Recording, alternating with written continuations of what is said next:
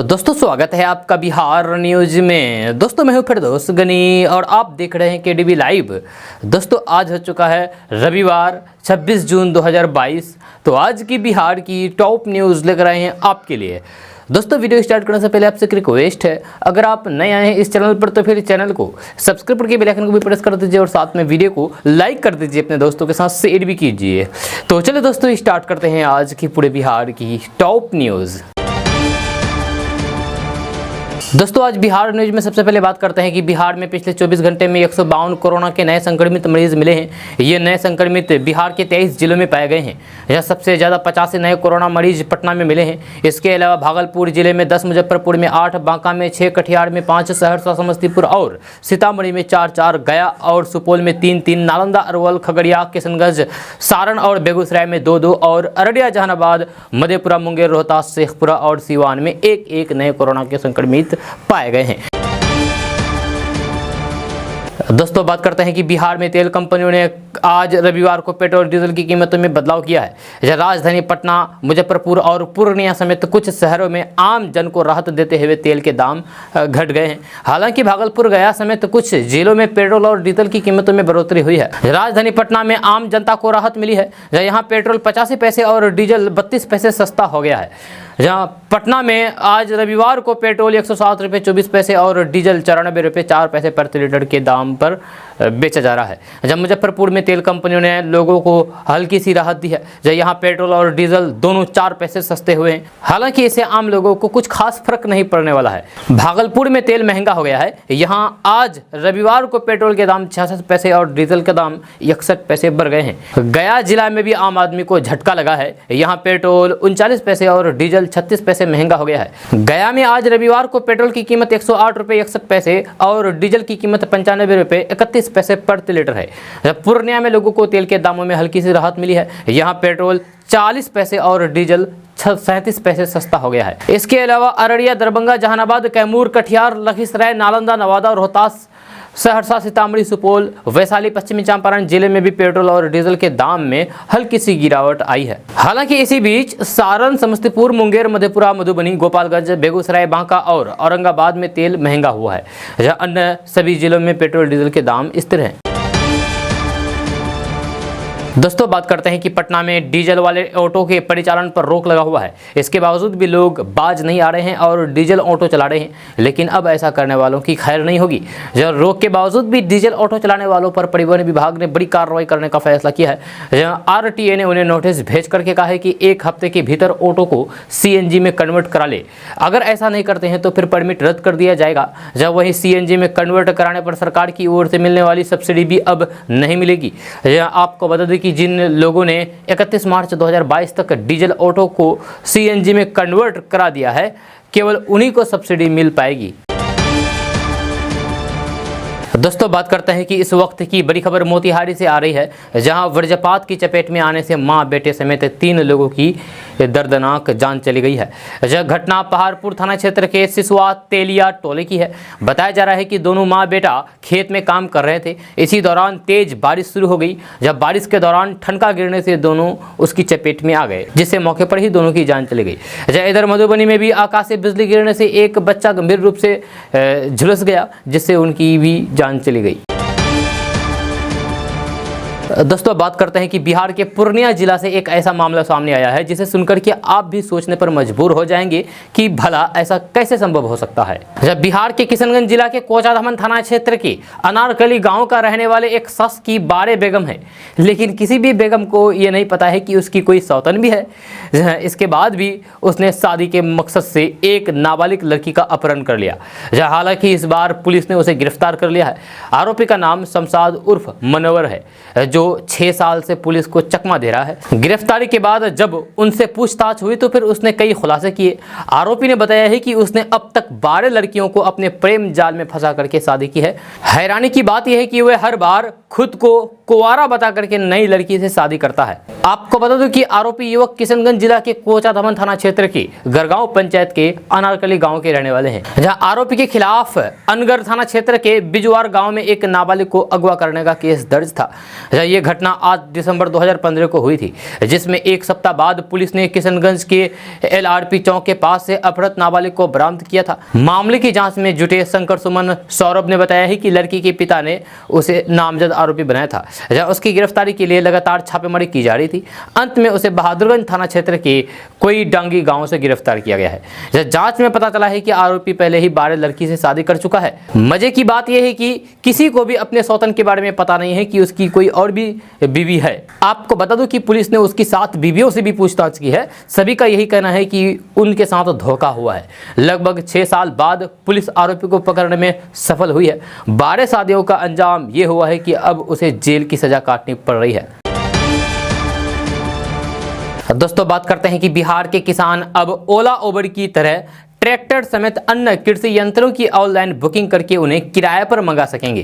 जहां मुख्यमंत्री हरित कृषि यंत्र योजना के तहत पहले चरण में 2927 पैक्सों में कृषि यंत्र बैंक बनाए जा रहे हैं। इसके लिए 439 करोड़ रुपए का फंड जारी हुआ है। अब तक 1803 पैक्सों में यंत्र बैंक बन करके तैयार हो गए हैं। आपको बता दूं कि अभी ये काम ऑफलाइन के माध्यम से ही चल रहा है, मगर जल्द ही चुनिंदा पैक्सों में संयंत्र बैंक बना करके इन्हें विशेष मोबाइल ऐप से जोड़ा जाएगा। ऐप निर्माण की प्रक्रिया आखिरी चरण में है। 15 जुलाई तक इसके शुरू होने की संभावना है। दोस्तों, बात करते हैं कि अग्निपथ योजना के विरोध के बाद से बिहार पुलिस सोशल मीडिया पर पैनी नजर बनाए हुए हैं। जहां इसी क्रम में EOU में एक विशेष यूनिट का गठन किया गया है। जहां इस यूनिट का नाम है सोशल मीडिया पेट्रोलिंग यूनिट। ये यूनिट भंट सोशल मीडिया पर होने वाले अवांछित हरकतों पर 24 घंटे नजर बनाए हुए हैं। इस यूनिट को अधिकांश महिलाएं ही संभाल रही है। जहां EOU के SP सुशील कुमार के मुताबिक बहुत जल्द इस यूनिट का विस्तार किया जाएगा। जहां एक न्यूज चैनल से खास बातचीत में सुशील कुमार ने बताया है कि सोशल मीडिया पर किसी भी तरह का अपमानजनक, आपत्तिजनक पोस्ट, भड़काऊ बयान या फिर लोगों की भावनाओं को आहत करने जैसे कृत्यों पर खास नजर रखने के लिए सोशल मीडिया पेट्रोलिंग यूनिट का गठन किया गया है। जहां इस यूनिट में एक DSP के नेतृत्व में 10 से 15 की संख्या में महिलाएं और पुलिस कर्मियों को लगाया गया है। ज्यादातर महिलाएं इस यूनिट में शामिल है जो हर तरह की सोशल मीडिया साइट्स पर अपनी पैनी नजर बनाए हुए हैं। जहां असामाजिक तत्व इसका फायदा ना उठा पाए, इस पर भी हमारी नजर है। हमारा प्रयास है कि हर गतिविधि पर नजर रखी जाए। दोस्तों, बात करते हैं कि जमीन, फ्लैट आदि की रजिस्ट्री के मामले में बिहार के छोटे शहर बड़ी छलांग लगा रहे हैं। वित्तीय वर्ष 2022-23 की पहली तिमाही का लक्ष्य 1320 करोड़ रुपए है, जब मगर निबंधन विभाग ने मध्य जून में ही इससे अधिक ये 1338 करोड़ का राजस्व हासिल कर लिया है। ये लक्ष्य का 101% है। राजस्व लक्ष्य के मामले में बांका, मधुबनी और लखीसराय जैसे जिले सबसे आगे हैं। जब वहीं सबसे अधिक राशि की बात करें तो पटना जिले ने सबसे ज़्यादा 252 करोड़ रुपए का राजस्व हासिल किया है। इसके बाद मुजफ्फरपुर ने 75 करोड़, जबकि मोतिहारी ने 68 करोड़ रुपए का राजस्व मध्य जून तक प्राप्त किया है। मद्य निषेध उत्पाद एवं निबंधन विभाग के अनुसार बिहार के 38 जिलों में 20 जिले लक्ष्य से अधिक राजस्व प्राप्त कर चुके हैं। इसमें बांका, मधुबनी, लखीसराय, शिवहर, सीतामढ़ी, कैमूर, दरभंगा, सुपौल, मोतिहारी, सारण, मुंगेर, हाजीपुर, भागलपुर, सिवान, सहरसा, मुजफ्फरपुर, भोजपुर, औरंगाबाद, समस्तीपुर और अरवल जिले शामिल है। जब बचे हुए जिले के लक्ष्य के करीब हैं, जहां सिर्फ किशनगंज और शेखपुरा ही ऐसे जिले हैं जो लक्ष्य के 90% से भी कम राजस्व प्राप्त कर सके हैं।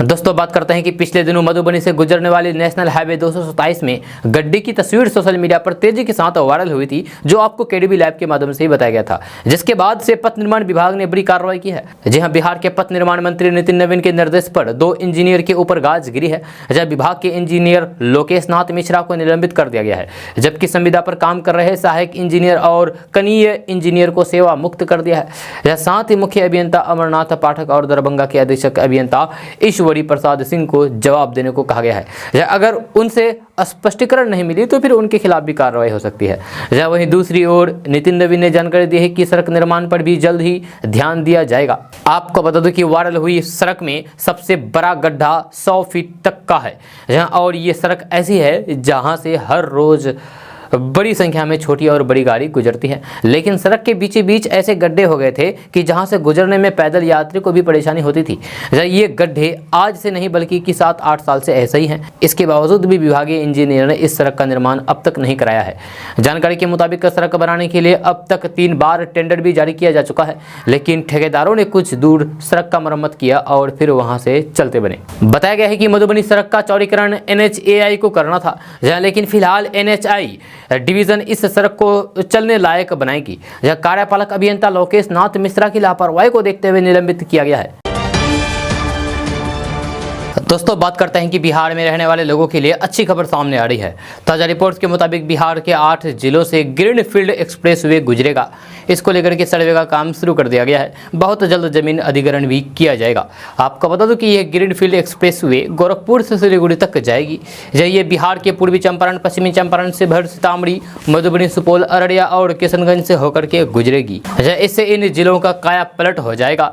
जानकार बताते हैं कि इस एक्सप्रेसवे के निर्माण होने से बिहार के इन 8 जिलों के लोगों की आर्थिक विकास की रफ्तार बढ़ जाएगी। साथ ही साथ बिजनेस व्यापार करना भी आसान हो जाएगा और लोगों का आवागमन भी सुगम होगा। जहां मीडिया रिपोर्ट्स के अनुसार गोरखपुर से सिलीगुड़ी तक 520 किलोमीटर लंबे ग्रीनफील्ड एक्सप्रेस वे के निर्माण के लिए उत्तर बिहार में सर्वे का काम शुरू कर दिया गया है। जब दिसंबर महीने तक इस एक्सप्रेस वे का DPR तैयार कर लिया जाएगा और फिर इसके बाद इस सड़क के निर्माण को लेकर के टेंडर निकाला जाएगा। इसकी तैयारी की जा रही है।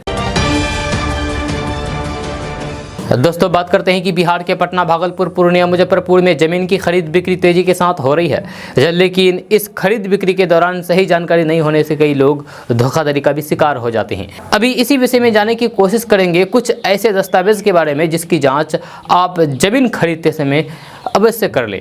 जहां पटना, भागलपुर, पूर्णिया, मुजफ्फरपुर, किशनगंज, अररिया, कटिहार समेत जमीन खरीदते समय आप 5 कागजात को चेक करें। सबसे पहले बात करते हैं कि बिहार के इन शहरों में अगर आप किसी कंपनी या फिर बिल्डर से ज़मीन खरीद रहे हैं तो फिर आप इस बात को सुनिश्चित करें कि वह बिल्डर रेरा से रजिस्टर्ड है या नहीं।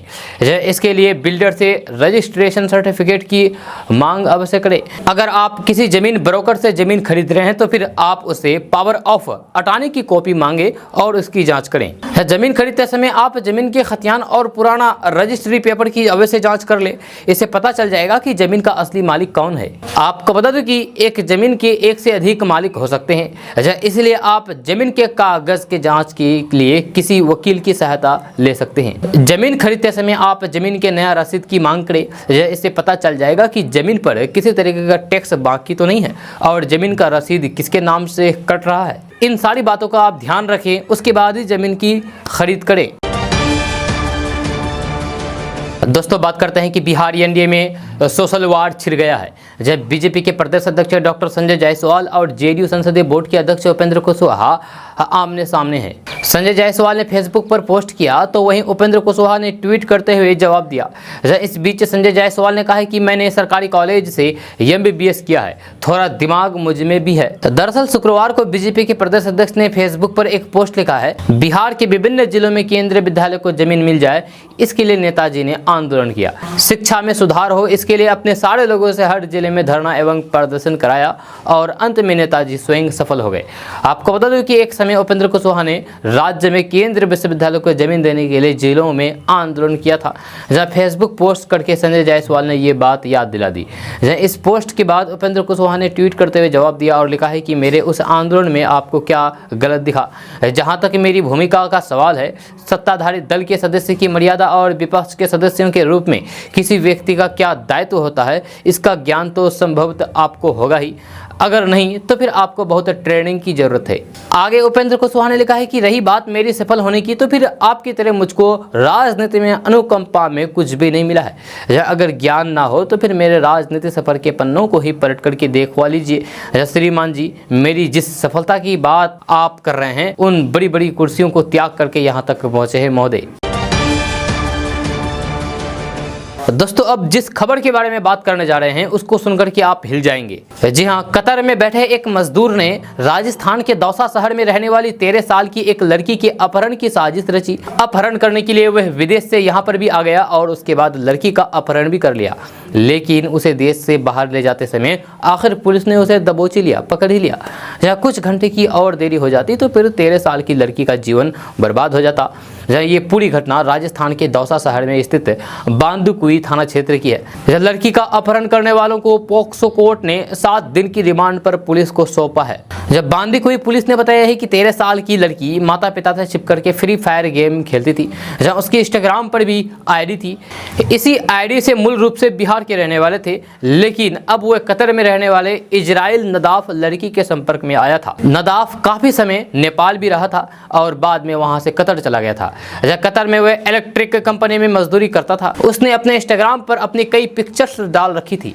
इन्हीं पिक्चर से 13 साल की लड़की इंप्रेस हो गई। इसके बाद बातचीत हुई और कई दिनों की बातचीत के बाद उसने लड़की का माइंड वॉश कर दिया, यानी कि ब्रेन वॉश कर दिया। पुलिस ने बताया है कि इजराइल नदाफ 18 जून को कतर से दिल्ली आ गया था। उसके बाद अगले दिन दिल्ली से दौसा आ गया था। दौसा में 19 साल की लड़की तय प्लानिंग के तहत घर से कुरकुरे लेने के लिए निकली और फिर वापस घर नहीं पहुंची।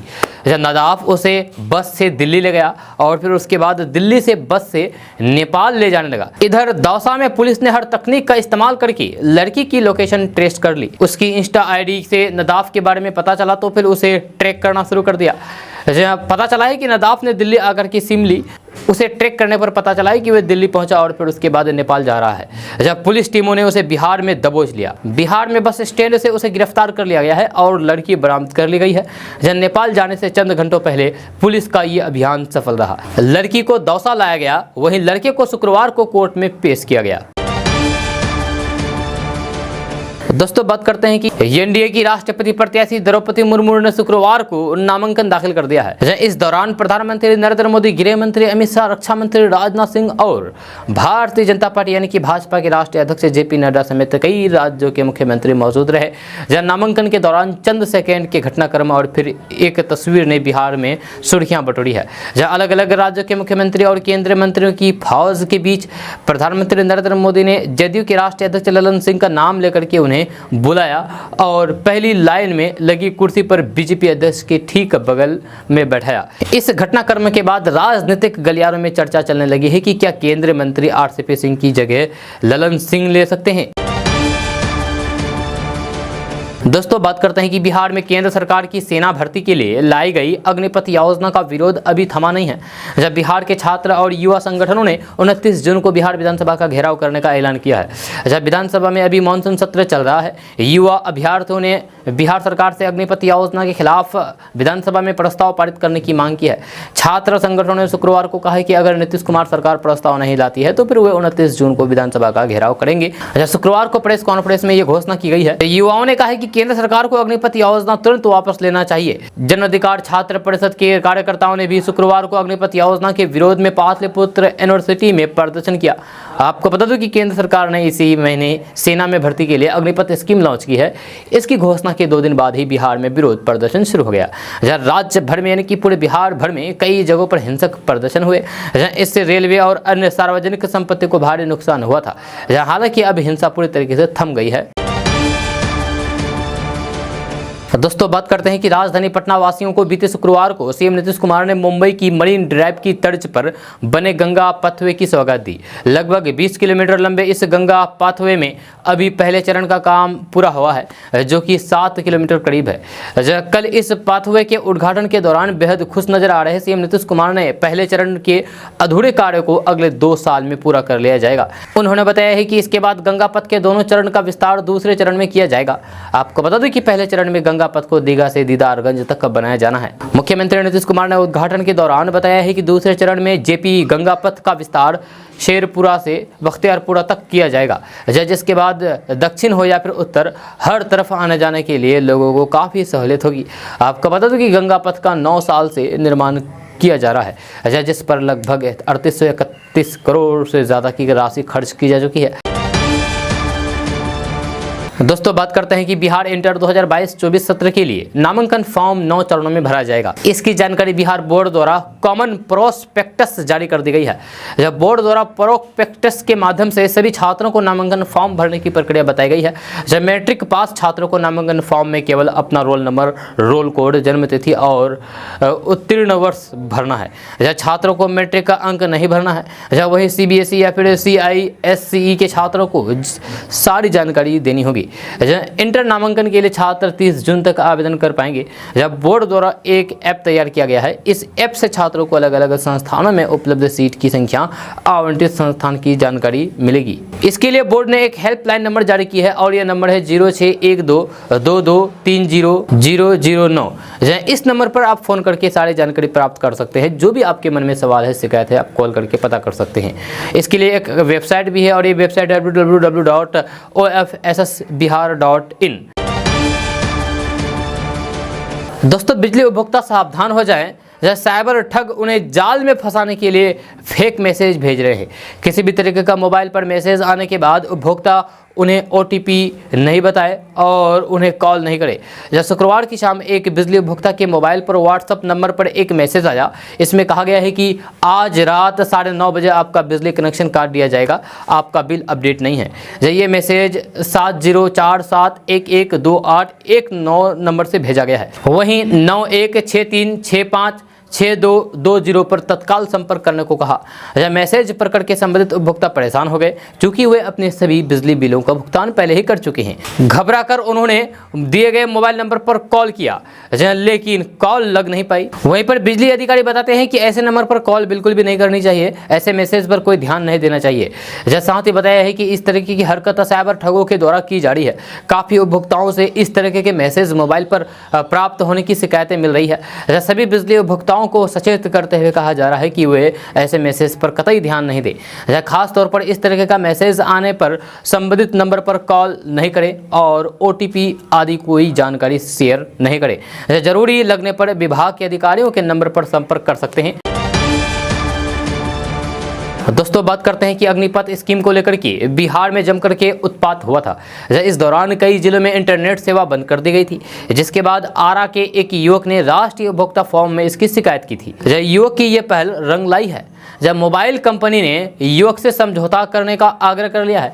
जब कंपनी के जोनल मैनेजर ने युवक से संपर्क करके 3 दिनों का डेटा और वैलिडिटी बनाने का ऑफर दिया है। हालांकि युवक ने कंपनी का ऑफर स्वीकार करने से इनकार कर दिया। युवक ने उसे सिर्फ उसकी लड़ाई नहीं बल्कि लाखों उपभोक्ताओं के हक की लड़ाई बताया है। दरअसल बिहार में अग्निपथ स्कीम के खिलाफ बड़े पैमाने पर उपद्रव के बाद राज्य सरकार ने 20 जिलों में इंटरनेट के उपयोग पर रोक लगा दिया था। 17 से 20 जून तक तकरीबन 40 लाख इंटरनेट उपभोक्ता प्रभावित हुए थे। आरा निवासी शंकर प्रकाश ने इसके खिलाफ उपभोक्ता न्यायालय में केस दर्ज किया था। अदालत ने शंकर प्रकाश के केस को स्वीकार भी कर लिया था। शंकर प्रकाश का कहना था कि उसने मोबाइल कंपनी से जो डेटा पैक लिया था उसमें 28 दिनों तक हर रोज 1 GB डाटा खर्च करने की सुविधा दी गई थी। सरकार ने 4 दिनों तक इंटरनेट पर रोक लगा दिया था। ऐसे में वे 4 दिनों तक कोई डाटा खर्च नहीं कर पाया था, यानी कि इंटरनेट उपयोग नहीं कर पाया था 4 दिनों तक। युवक ने दावा किया था कि उसमें उसका कोई दोष नहीं था। मोबाइल कंपनी ने इंटरनेट बंद किया था, इसीलिए मोबाइल कंपनी इसकी भरपाई करें। आनंद प्रकाश बताते हैं कि बीते 22 जून को मोबाइल कंपनी के नोडल अधिकारी अभिषेक ने उनसे संपर्क किया और नुकसान की मेन बैलेंस के रूप में भरपाई करने की बात कही थी। लेकिन आनंद ने कहा कि उसे नुकसान हुए डाटा और पैक की वैधता दोनों चाहिए। आनंद ने कंपनी के नोडल अधिकारी से कहा कि उसके जैसे लाखों उपभोक्ता है जिनके डाटा का नुकसान हुआ है, जहां उन सभी का डाटा वापस होना चाहिए। जिसके बाद अधिकारी ने फोन काट दिया। दोस्तों बात करते हैं कि जनता दरबार में मुख्यमंत्री कार्यक्रम में जमीन विवाद से जुड़ी शिकायतों की बढ़ती संख्या को देखते हुए शनिवार की बैठक फिर से शुरू करने का फैसला किया है। ऐसे में अब भूमि से जुड़ी हुई यानी कि जमीन से जुड़ी हुई साधारण विवादों को सुलझाने के लिए शनिवार की बैठक फिर से शुरू होगी। मार्च 2020 में कोरोना के बाद ये बैठक अनियमित हो गई थी। हर एक शनिवार होने वाली बैठक में अंचल अधिकारी और थाना अध्यक्ष एक साथ बैठते थे। गाँव के जमीन विवाद में दोनों पक्षों को आमने सामने बिठा करके सुलह की कोशिश होती है। ऐसे विवादों का पता लगाने लगाने और फिर उसकी सूचना थाना को देने की जवाबदेही चौकीदार को है। यह छोटे विवाद आसानी से सलट जाते हैं, इस तरह मुकदमों का बोझ भी कम हो जाता है। यह अपर मुख्य सचिव ने अपने निर्देश में कहा है कि शनिवार की बैठक में विवाद को कम करने के लिए जरूरी निरोधात्मक उपाय किए जाएं। जनता दरबार में मुख्यमंत्री कार्यक्रम में जमीन विवाद से जुड़ी शिकायतों की बढ़ती संख्या को देखते हुए शनिवार की बैठक फिर से शुरू करने का फैसला किया है। जनता के दरबार में जमीन से जुड़ी हुई ऐसी शिकायतें भी पहुंच रही है जिनका निपटारा स्थानीय स्तर पर भी किया जा सकता है। अंचल स्तर पर अंचलाधिकारी और थानाध्यक्ष की शनिवार की बैठक के अलावा 15 दिन में एसडीओ और एसडीपीओ की भी बैठक होगी। जब महीने में एक बार जिलाधिकारी और आरसी अधीक्षक बैठक करके जमीन से जुड़े विवादों के निपटारे की समीक्षा करेंगे। आपको बता दूं कि हर सोमवार को जनता दरबार में मुख्यमंत्री कार्यक्रम आयोजित किया जाता है। जब बीते सोमवार को यह कार्यक्रम स्थगित था। दोस्तों बात करते हैं कि एक बालिग बेटी के गुजारा भत्ता याचिका को अदालत ने मंजूर कर लिया है। जब अदालत ने पिता को कहा कि वह बेटी को गुजारा भत्ता रकम के तौर पर 10,000 रुपये की भरपाई करे। अदालत ने पिता की इस दलील को खारिज कर दिया है कि बेटी बालिग है, जहां अब वह गुजारा भत्ता मांगने का अधिकार नहीं रखती है, ये कहना है पिता का। लेकिन कोर्ट ने पिता से कहा कि आपको अपनी बेटी को गुजारा भत्ता देना ही पड़ेगा। अदालत ने अपने फैसले में कानून के हिसाब से बेटी बालिग होने तक ही नहीं बल्कि शादी से पहले तक पिता से अपने तमाम खर्च प्राप्त कर सकती है। अदालत ने यह भी कहा है कि अगर पिता ये कहता है कि वह आर्थिक रूप से कमज़ोर है और बेटी को गुजारा भत्ता नहीं दे सकता है तो फिर ऐसे में पिता की हैसियत के हिसाब से बेटी गुजारा भत्ता पाएगी। अब आप सोच रहे होंगे कि आखिर ये मामला क्या है, तो आपको बता दूं कि 19 वर्षीय लड़की की मां और पिता का 7 साल पहले तलाक हो चुका है।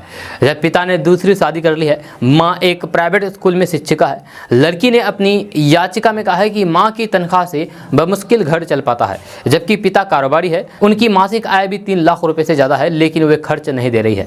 इसी को लेकर के कोर्ट ने यह फैसला सुनाया है। कोर्ट ने अपने फैसले में पिता को कहा है कि आपको अपनी बेटी को गुजारा भत्ता देना ही होगा, चाहे तलाक हो गया हो पत्नी से या कुछ, लेकिन बेटी तो आपकी है और वह भी कुमारी है, तो आपको गुजारा भत्ता देना ही होगा। दोस्तों बात करते हैं कि वित्तीय वर्ष की पहली तिमाही गुजर जाने के बाद कई बदलाव होते हैं, जिसका सीधा असर आम करदाता और व्यापारी पर पड़ता है। 1 जुलाई को जीएसटी यानी कि वस्तु एवं सेवा कर के 5 साल पूरे हो जा रहे हैं, जहाँ कई अन्य कानूनों में भी संशोधन होने वाले हैं। इसी को लेकर के सीए रोहित नौदा प्रमुख संशोधन के बारे में बता रहे हैं। आपने आधार कार्ड को पैन कार्ड के साथ लिंक नहीं किया है तो फिर 30 जून से पहले कर ले, या 30 जून के बाद ऐसा करने पर दोगुनी पेनल्टी का भुगतान करना होगा। 1 अप्रैल 2022 से पैन कार्ड को आधार कार्ड से लिंक करने पर 500 रुपये की पेनल्टी ली जा रही है। जुलाई से ये दोगुना हो जाएगी, जब पेनल्टी के साथ अगले साल 31 मार्च तक आधार को पैन से लिंक कराया जा सकता है। आयकर विभाग की वेबसाइट से इसे घर बैठे लिंक कराया जा सकता है। तय समय सीमा में पैन लिंक नहीं कराया तो फिर ये रद्द हो जाएगा।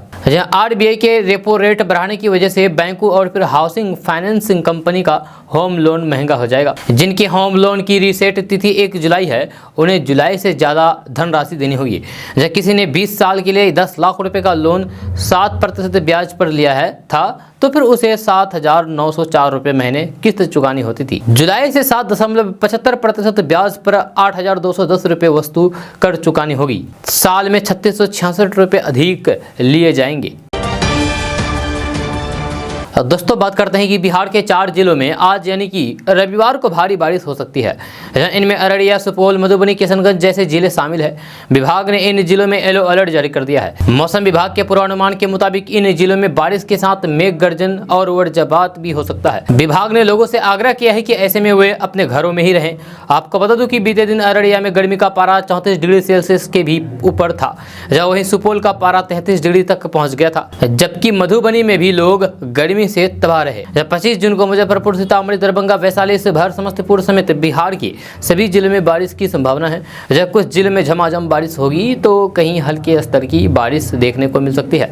ऐसे में इन जिलों के कुछ स्थानों पर मेघ गर्जन के साथ वज्रपात होने की भी संभावना जताई गई है।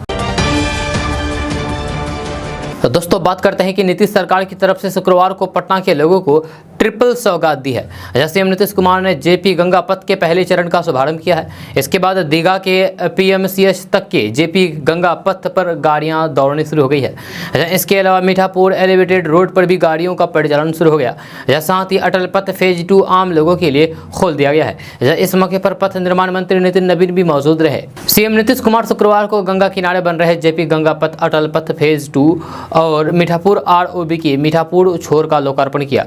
जब मुंबई की तरह पटना में गंगा किनारे बन रहे जेपी पथ के प्रथम फेज का काम पूरा किया गया है। दीघा से पीएमसीएच तक बने सड़क की लंबाई 7 किलोमीटर है। जेपी गंगा पथ पटना के 8 सड़कों से जुड़ेगा। इसके निर्माण से अशोक राजपथ से गाड़ियों का दबाव हो गया है। सीएम नीतीश कुमार ने पहले चरण में 7.5 किलोमीटर एक्सप्रेस वे का शुभारंभ किया है। इससे दीघा से पीएमसीएच पहुंचने में सिर्फ 5 मिनट लगेगा। एक्सप्रेस वे की शुरुआत होने से गांधी मैदान से सीधे पीएमसीएच पहुंचना आसान हो गया है। दोस्तों बात करते हैं कि आरजेडी सुप्रीमो लालू प्रसाद यादव अपने खास अंदाज के कारण हमेशा सुर्खियों में बने रहते थे। लालू प्रसाद यादव की होली हो या फिर उनकी दावत, हर वक्त उन्होंने सुर्खियां बटोरी। लालू प्रसाद यादव चाहे जो कुछ भी करे, एक दौर था जब वो एक खबर बन जाती थी। लेकिन अब नेता प्रतिपक्ष और लालू प्रसाद यादव के छोटे बेटे तेजस्वी यादव भी अपने पापा के अंदाज में कुछ चीज़ें करने लगे हैं। तेजस्वी यादव आज अपने विधानसभा क्षेत्र राघोपुर के दौरे पर हैं। जब विधानसभा की कार्रवाई खत्म होने के बाद तेजस्वी यादव जब गंगा पार करके राघोपुर पहुंचे तो फिर अपने क्षेत्र की जनता की तरफ से दिए गए खोया का आनंद लेने से खुद को रोक नहीं पाए। तेजस्वी यादव ने खुद इन तस्वीरों को ट्वीट करते हुए बताया है कि राघोपुर की जनता की तरफ से मिला शुद्ध दूध का खोया खाने का आज उन्हें मौका मिला है। लालू यादव कुछ इसी अंदाज में खोया दही खाया करते थे। लालू यादव मछली भी खूब पसंद करते थे।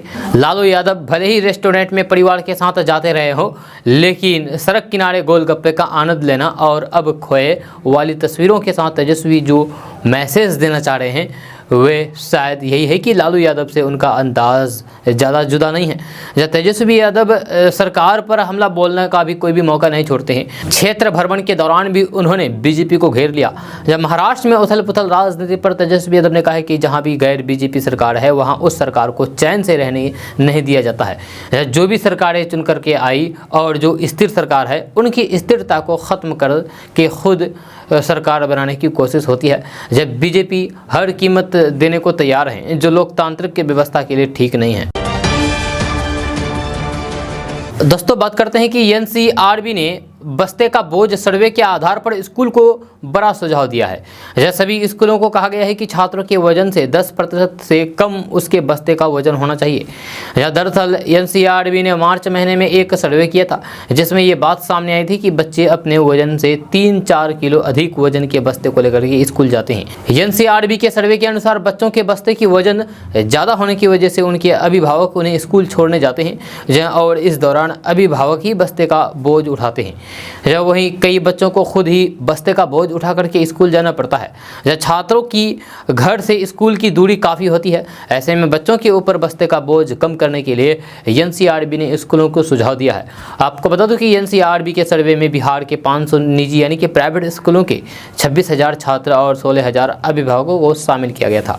यह सर्वे में 77% अभिभावकों और फिर 48% स्कूल प्रशासन ने कहा है कि छात्रों के बस्ते उनके वजन से 3-4 किलो अधिक होता है। जब सर्वे की माने तो 12वीं के बच्चे के बस्ते का वजन अधिक होने के कई वजह है। इनमें किताब कॉपी के अलावा लंच बॉक्स, पानी की बोतल और रेफरेंस बुक शामिल है। सर्वे में बताया गया है कि अधिक वजन का बस्ता उठाने की वजह से बच्चों में कई विकार उत्पन्न होते हैं। 1 से 8वीं कक्षा तक के बच्चों की उम्र शारीरिक विकास करने की होती है। ऐसे में अगर बच्चे भारी भरकम बस्ते उठाते हैं तो फिर इनमें उनके विकास पर असर पड़ता है। कई बच्चों में देखा गया है कि भारी बस्ते उठाने की वजह से कुछ सालों बाद उन्हें सही तरीके से चलने में दिक्कतों का सामना करना पड़ता है। दोस्तों बात करते हैं कि एनडीए के राष्ट्रपति पद की उम्मीदवार द्रौपदी मुर्मू ने शुक्रवार को नामांकन पर्चा दाखिल कर दिया है। इस दौरान प्रधानमंत्री नरेंद्र मोदी समेत गठबंधन के सभी दिग्गज नेता मौजूद थे। बिहार की उप मुख्यमंत्री रेणु देवी ने नई दिल्ली में एनडीए के राष्ट्रपति पद की उम्मीदवार द्रौपदी मुर्मू से मुलाकात करके शुभकामनाएं दी।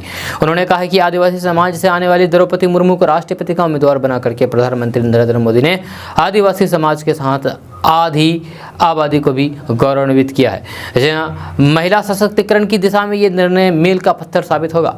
उन्होंने कहा कि द्रौपदी मुर्मू की उम्मीदवारी को पूरा देश एक नई उम्मीद के रूप में दिख रहा है। इनका राष्ट्रपति बनना लगभग तय है। उन्होंने विपक्षी दलों के उम्मीदवार घोषित किए गए यशवंत सिन्हा का नाम लिए बिना कहा कि मुर्मू से मुकाबला में कोई भी आस पास नहीं है। रेणु देवी द्रौपदी मुर्मू के नामांकन कार्यक्रम में एनडीए और भाजपा के बड़े नेताओं के साथ शामिल हुई थी।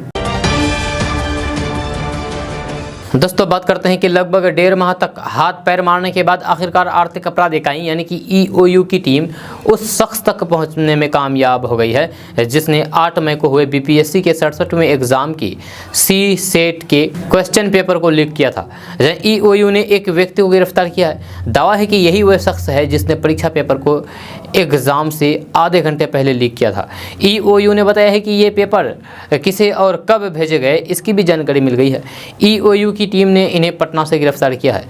अब तक आरा और पटना में पेपर लीक होने के तार ढूंढ रहे ईओयू को मंजिल गया जिले में मिली। यहां ईओयू की टीम ने जिस शातिर शख्स को गिरफ्तार किया है उसका नाम शक्ति कुमार है। शातिर शख्स ने ही डॉक स्कैनर मोबाइल ऐप के जरिए सेट सी के पेपर स्कैन किया था, जब वो भी एग्ज़ाम शुरू होने से ठीक आधे घंटे पहले, मतलब कि सुबह के 10:30 बजे। जब स्कैन करने के बाद क्वेश्चन पेपर को इसने कपिल देव नाम के शख्स को उसके व्हाट्सएप ऐप पर भेजा था। ईओयू के अनुसार यही से बीपीएससी के एग्ज़ाम का क्वेश्चन पेपर लीक हुआ था। जिस सेंटर से ये सातिराना खेल हुआ है उस दिन शक्ति कुमार वहां के सेंटर सुपरिटेंडेंट थे। टीम ने इनके कॉलेज और ठिकानों पर छापेमारी की, जहाँ वहां से काफ़ी सारे महत्वपूर्ण कागज और इलेक्ट्रॉनिक उपकरण जब्त किए गए हैं। दोस्तों आज का न्यूज़ बस यहाँ तक। कैसा लगा जरूर अपना सुझाव दीजिएगा नीचे कमेंट बॉक्स में कमेंट करके। अगर आप नए आए हैं इस चैनल पर तो फिर चैनल को सब्सक्राइब करके बेल आइकन को भी प्रेस कर दीजिए और साथ में वीडियो को लाइक कर दीजिए, अपने दोस्तों के साथ शेयर भी कीजिए। तो चलिए दोस्तों फिर मिलते हैं कल की वीडियो में, तब तक के लिए जय हिंद जय बिहार।